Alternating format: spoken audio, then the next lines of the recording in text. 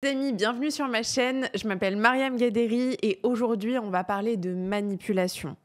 Je vais te partager 5 signes que quelqu'un est potentiellement en train de te manipuler.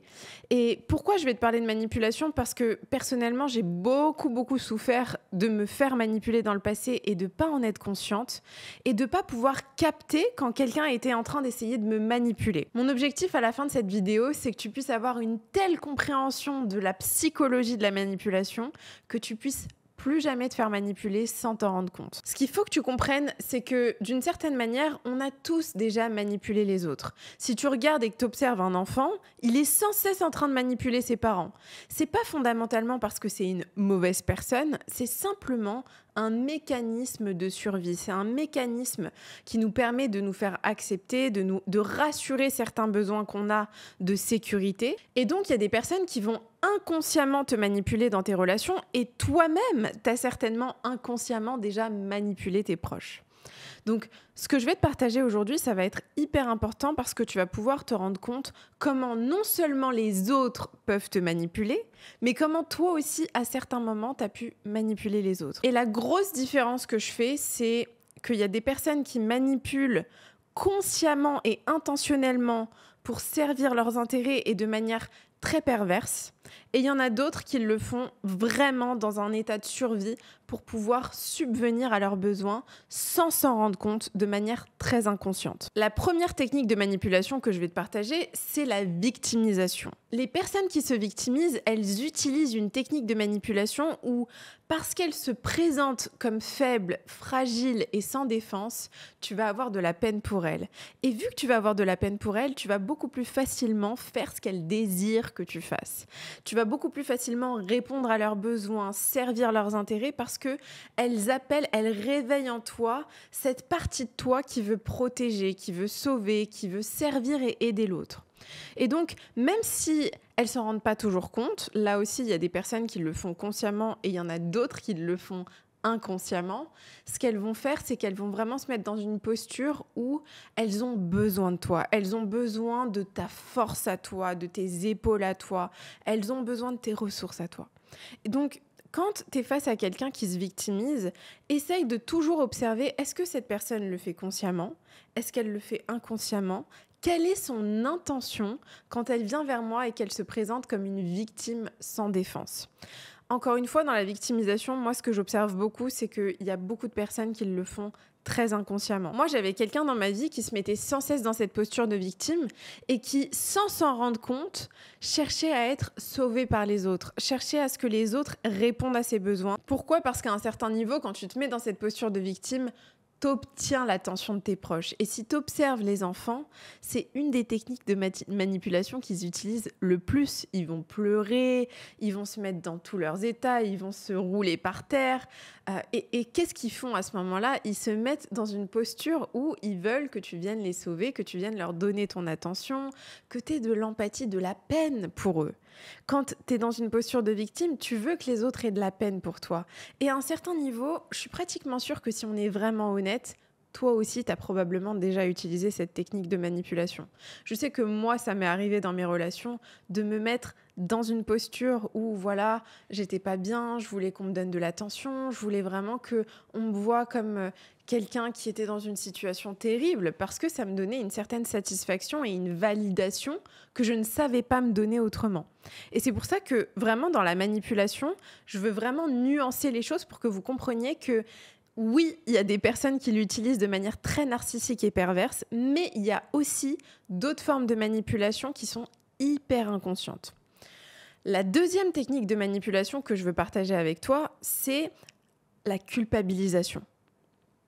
La culpabilisation, c'est probablement une des techniques de manipulation les plus utilisées et que la plupart des gens ne comprennent pas. Pourquoi? Parce que quand quelqu'un te culpabilise, c'est pas toujours évident. Parfois, c'est très subtil. Ça passe par des petites phrases, par des petits commentaires, par des questions où la personne va semer des graines de doute dans ton esprit et tu vas même pas te rendre compte qu'elle est en train de te culpabiliser. Sauf que quand tu es quelqu'un de très empathique, quand tu es quelqu'un de très sensible, la culpabilisation, c'est une des techniques de manipulation les plus efficaces sur toi. Pourquoi? Parce que tu veux tellement pas te sentir comme la mauvaise personne ou comme le méchant dans l'histoire de quelqu'un d'autre que si qui que ce soit te culpabilise, tu vas tout faire pour te libérer de ce sentiment de culpabilité et donc tu vas aller dans le sens de ce que cette personne t'a partagé. Tu vas servir indirectement les intérêts de la personne qui t'a culpabilisé parce que tu vas faire en sorte de lui plaire. Tu vas faire en sorte de répondre à l'image satisfaisante qu'elle veut avoir de toi. Donc fais très attention à ça. Moi, j'avais quelqu'un dans ma vie qui faisait beaucoup ça avec moi. Et je sais toujours pas si c'était intentionnel ou non. Mais cette personne, à chaque fois, elle me disait des choses subtilement qui me donnaient le sentiment d'être responsable, d'être coupable d'une mauvaise situation, coupable d'une dynamique qui se produisait et qui était très très inconfortable et désagréable. Et donc, parce que je voulais plaire à cette personne, parce que je voulais que cette personne me valide, me confirme, me donne son approbation, j'allais dans son sens et je faisais en sorte de indirectement satisfaire ses intérêts. Et c'est vraiment très important de comprendre que c'est très très facile de culpabiliser quelqu'un qui est très empathique, qui est très sensible, qui a envie que les choses se passent bien, qui a envie de ressentir une certaine paix dans ses relations. C'est pour ça d'ailleurs que je répète souvent qu'il faut arrêter d'être trop gentil. Parce que quand t'es trop gentil, quand t'es trop empathique, quand t'es trop dans cette posture du sauveur, de la personne empathe qui vient, qui te sert, qui te sauve, qui te protège, qui t'aide, qui fait tout pour toi, ce que tu vas envoyer comme message aux personnes qui sont perverses, manipulatrices ou narcissiques, c'est un tapis rouge pour venir te manipuler et te pousser à agir de manière à servir leurs intérêts. Et c'est ce qui se passe dans 99% des cas. Tu t'en rends pas compte, mais quand tu es sans cesse serviable, trop gentil, trop agréable, trop aimable, tu ouvres une brèche pour ces personnes-là, pour rentrer dans ton cerveau, rentrer dans ton esprit et te faire croire que tu dois agir d'une manière ou d'une autre. Et la réalité, quand tu es très empathique, tu vas vouloir plaire compulsivement aux autres. Et donc, quand quelqu'un va te montrer qu'elle n'est pas très satisfaite de toi ou qu'il y a quelque chose qui l'a dérangé dans ton comportement, même si tu n'as pas eu tort, même si tu n'as rien fait de mal, tu vas inconsciemment agir de manière à plaire à cette personne. Et malheureusement, dans beaucoup de cas, ces personnes-là, elles pourront le percevoir chez toi. Elles pourront voir cette faille et ce besoin de plaire. Et qu'elles soient de bonnes personnes ou non, parfois elles l'utiliseront à leur avantage. Donc c'est vraiment important de comprendre ça. Maintenant, la troisième technique de manipulation que je veux partager avec toi et qui est vraiment importante, c'est le gaslighting. Le gaslighting, c'est une des techniques de manipulation les plus utilisées dans n'importe quel type de relation. Pourquoi ? Parce que quand tu es face à une situation où quelqu'un a mal agi envers toi, où tu ressens quelque chose que tu partages à l'autre, ce qui va se passer dans la majorité des cas, c'est que si la personne n'a pas la maturité émotionnelle de se responsabiliser, de se remettre en question, de pouvoir mettre son ego de côté et admettre qu'elle a eu tort, ce qu'elle va faire, c'est qu'elle va manipuler ta perception de la réalité pour que tu crois que ta réalité n'est pas légitime. Que finalement, ta perception de la réalité et ce que tu as ressenti n'était pas forcément juste. Et petit à petit, elle va tellement semer des graines de doute en remettant en question ta perception des choses de manière très subtile et très intelligente que tu vas arriver à un stade où tu te feras plus confiance. Où tu feras plus confiance en ce que tu ressens, en ta vérité, en ce qui est juste pour toi. Et où, sans t'en rendre compte, à un moment ou à un autre, tu vas sans cesse dépendre de cette personne pour te confirmer ce qui est juste ou ce qui n'est pas juste. C'est une forme de manipulation émotionnelle que beaucoup de gens vivent, que moi personnellement j'ai beaucoup vécu aussi. Je me rappelle qu'avec mon ex, j'avais des moments où... je me rappelle d'une fois où j'étais chez lui et on était sur son canapé devant la télé et il me dit ouais, je voudrais acheter des vases, de la déco pour mon appartement, est-ce que tu peux m'aider et tout. Il me donne son ordi, je regarde quelques sites, etc. Et vraiment là, quand j'y pense, je me dis c'est complètement lunaire. Je regarde des sites et je fais une sélection. Il me demande de faire une sélection. Je fais une sélection. Moi, j'adore la décoration d'intérieur, donc je m'éclate, je suis trop contente. J'adore, je fais une sélection de vases, d'objets pour décorer son appart et tout. Et je lui montre. Et là, il me regarde. Il me regarde comme ça. Et il commence à me parler d'une manière. Non mais c'est ridicule, mais attends, t'as vu ce que t'as choisi non mais là, je peux rien te demander, franchement, t'as vu, je te demande un truc, t'es même pas capable de le faire. Il me parle, mais d'une manière tellement dégradante et rabaissante, que je suis sous le choc. Vraiment, j'ai même pas de mots, je le regarde. Et au bout de 4-5 secondes, je me lève, je vais dans la chambre, je m'enferme dans la chambre. Et là, il vient me voir. Et il en remet une couche. Non mais qu'est-ce que tu fous? Vas-y, tu vas encore me faire une histoire, machin, etc. Je reste froide et quand je vous dis ça, je me demande pourquoi je ne suis pas partie immédiatement à ce moment-là. Mais on avait eu plusieurs situations comme ça où je partais et où il me faisait une histoire pas possible parce que je partais et parce que il m'avait manqué de respect avant. Et le lendemain, je reçois des messages. Ouais, t'es jamais à l'écoute de ce que je ressens, machin, etc. Et petit à petit, je me rends compte qu'il y a plein de petites situations comme ça qui s'accumulent. Et là où j'étais sûre que ce qui venait de se passer n'était pas juste du tout, que c'était un manque de respect, que c'était pas du tout OK de me parler comme ça, à un moment donné, il sait tellement me parler et toucher sur des boutons qui sont très sensibles pour moi parce qu'il sait que je traverse une phase difficile, que j'ai besoin d'affection, que j'ai besoin de validation, que j'ai besoin d'être confirmée, qu'à un moment donné, je commence à douter de ma perception de la réalité et je commence à me dire mais peut-être qu'il a raison, peut-être que je suis pas assez sympa avec lui. Et là, quand je vous dis ça, mais je me dis mais c'est lunaire, c'est complètement lunaire que j'ai pu penser ça. Mais c'est juste pour vous donner un exemple de situation où tu peux être face à quelqu'un, il y a une interaction qui se passe, c'est pas du tout OK pour toi, et la personne, elle va faire en sorte d'appuyer sur certains boutons émotionnels qui vont t'amener à totalement remettre en question ta perception de la réalité. Et dans son cas à lui, je sais que c'était très, très calculé. Mais il y a des personnes qui font ça de manière très inconsciente. Pourquoi ? Parce qu'elles n'ont simplement pas la capacité de se remettre en question. Après, est-ce que ça veut dire que tu dois accepter ce comportement-là ? Absolument pas.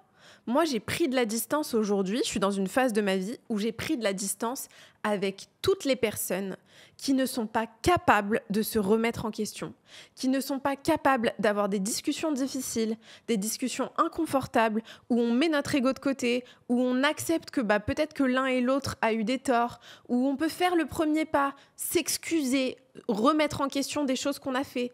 Si t'es pas en mesure d'avoir cette maturité émotionnelle et que du coup je dois subir des situations où tu me manques de respect, où t'as des comportements qui sont pas OK du tout et je dois juste accepter parce que la pauvre ou le pauvre il n'a pas la maturité émotionnelle, absolument pas. J'ai pas le temps pour ça. J'ai pas le temps pour ça et t'as pas le temps non plus. Parce que le temps passe vite, on n'a qu'une vie et t'as absolument aucune raison de t'infliger des relations où on te manque de respect, où on te traite pas à ta juste valeur parce que la personne en face de toi n'a pas fait le travail nécessaire pour se responsabiliser et pour se présenter à toi dans la relation de manière juste et respectable. Donc, c'est vraiment important de comprendre ça. Tu peux comprendre d'où ça vient. Tu peux comprendre pourquoi quelqu'un manipule, pourquoi quelqu'un n'arrive pas à se remettre en question, n'arrive pas à assumer sa part de responsabilité. Ça ne veut pas dire que tu dois accepter ces comportements-là dans ta vie. Ok, ensuite, la 4e technique de manipulation qui est très très utilisée dans n'importe quel type de contexte, c'est la FOMO. Fear of missing out. La FOMO, c'est une des techniques de manipulation que tu vas voir le plus. Que ce soit dans le marketing, que ce soit dans tes relations amoureuses, que ce soit dans tes relations dans ta famille, peu importe le contexte de la relation, ce qui va se passer, c'est que tu vas avoir des personnes qui vont te faire croire, et fais très attention à ce type de personnes. C'est des personnes qui vont te faire croire que tu trouveras jamais mieux. Jamais mieux qu'elle. Tu n'auras jamais mieux que la relation que tu as avec elle.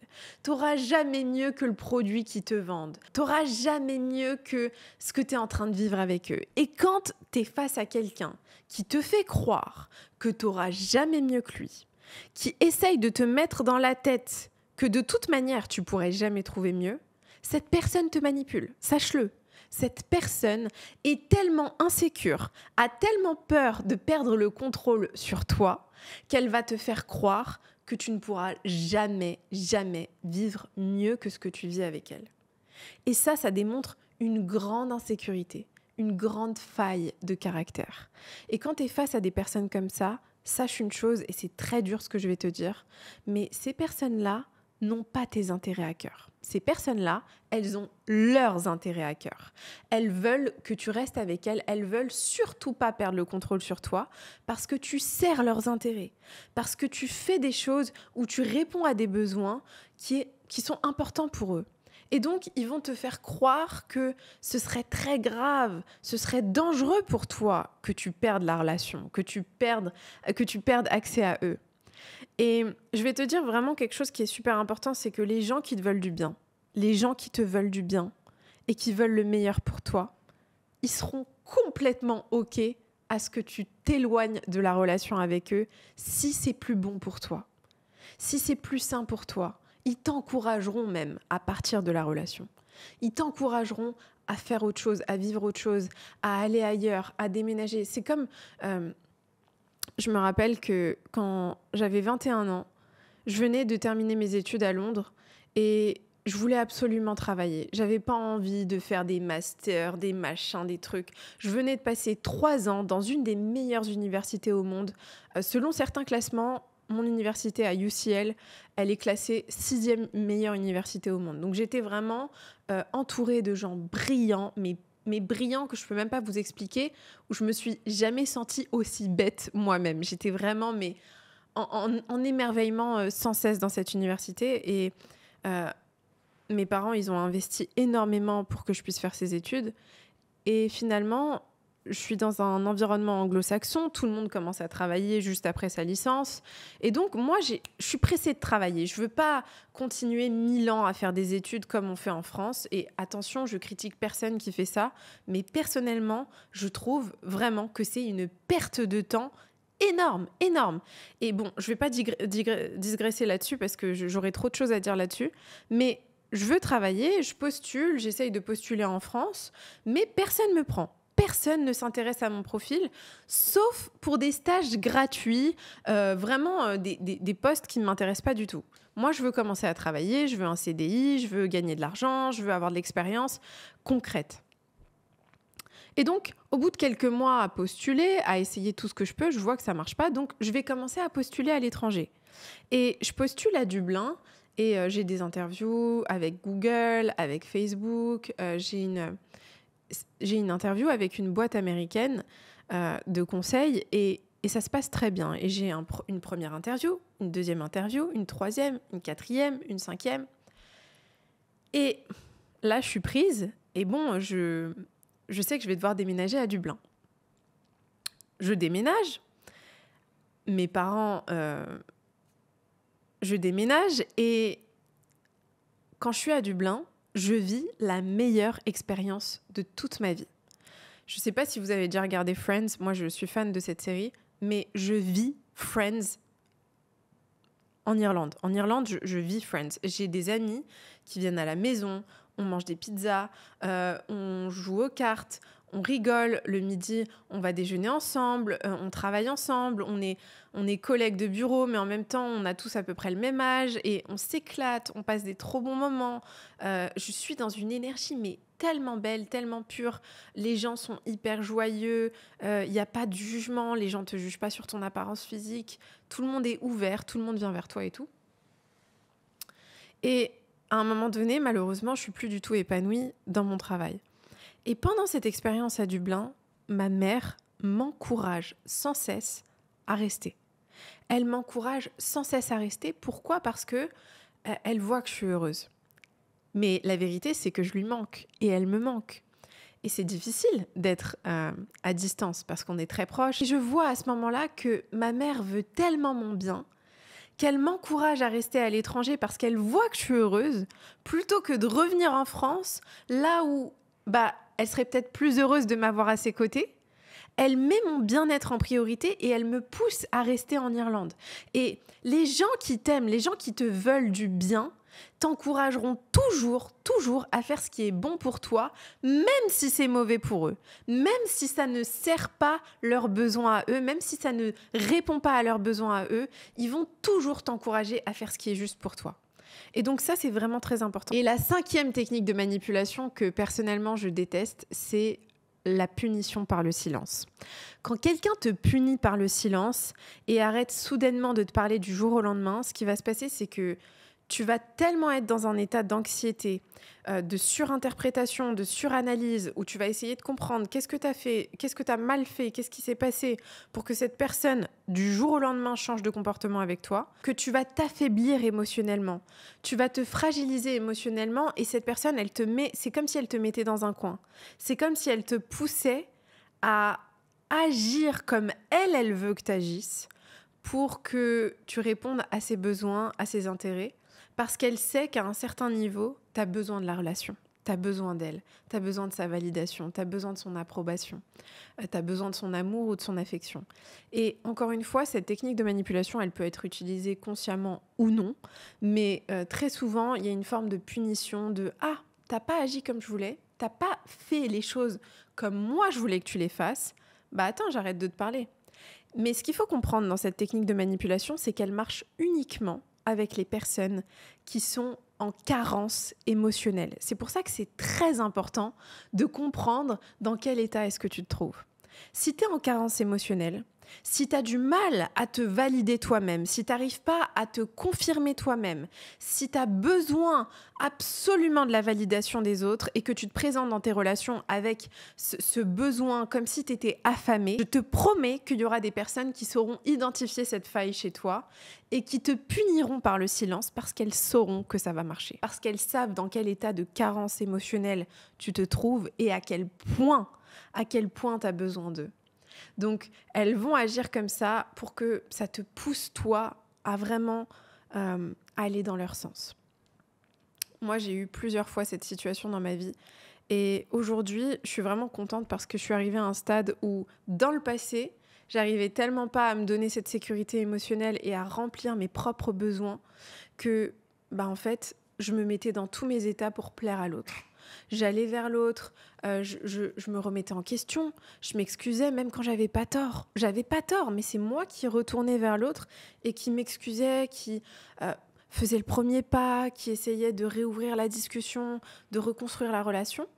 Et aujourd'hui, je suis arrivée à un stade où si du jour au lendemain, t'es silencieux avec moi, si du jour au lendemain, tu t'éloignes de moi, tu ne me donnes aucune explication, tu n'as pas la maturité émotionnelle d'avoir une discussion d'adulte avec moi, même si elle va être inconfortable et désagréable, en fait, c'est très simple, je ne vais pas chercher à comprendre.